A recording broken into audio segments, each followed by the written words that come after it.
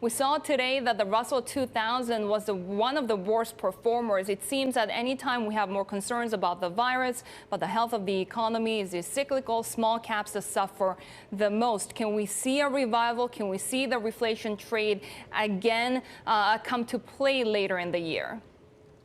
Yes, we think we will. We do think that the virus vaccine rollout is the most important development to help give confidence in the shape of the recovery. And the small cap stocks are an absolutely leveraged play on that. So we do expect that to happen. We do think that 2021 will be a year where some of the laggard groups will recover and relative performance will be better.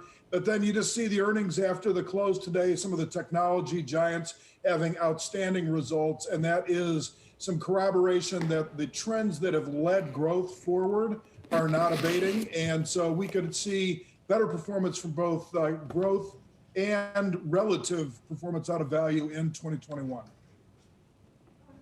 Jim, what would the markets need to hear from the Fed to be reassured that the liquidity side of this rally will continue?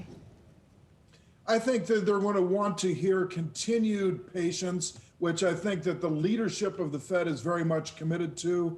And they're going to want to see that if we start to see inflation prints that are a little bit higher than they've been in the past, that the Fed will indicate that they believe that these are transitory, and they're going to want to see a lot more evidence of sustained inflation.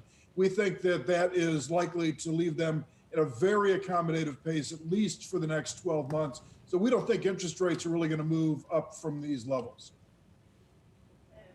We've also seen some rampant speculative trading action, right? Just some incredible action when it comes to options activities in puts and calls. And we are just getting this breaking news. GameStop soaring 67% in the after-hour session after Elon Musk tweeted a link to a subreddit on its shares saying, with the caption, "Game stonk." So what does that tell you, particularly about the sort of monsoon of retail trading that's going on? Is this really one of the classic marks of a bubble?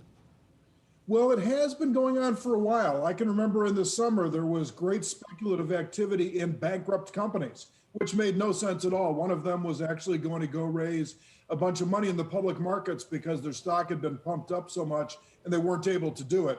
So it is a worrisome sign, but I would say it's in a narrow space. There are certainly areas that have had excess where the fundamentals don't justify what's happened from a price standpoint. If you look at the U.S. equity market collectively, maybe it's a little bit expensive relative to history, not as expensive when you consider interest rates.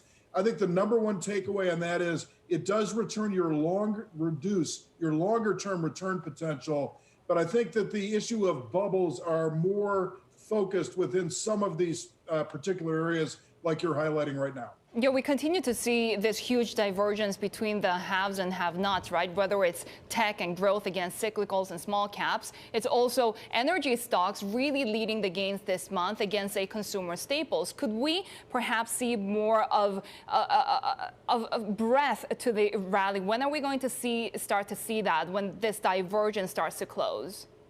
So I think it does come hand in hand with the recovery trade. One of the reasons the market was more narrow in 2020 was the focus on safety and the focus on the technology growth areas. For the reopening trade to really have persistence, it is going to need to show a much broader participation across the market. So I do think that will come hand in hand. We do expect a very good continuation of vaccination trends in 2021.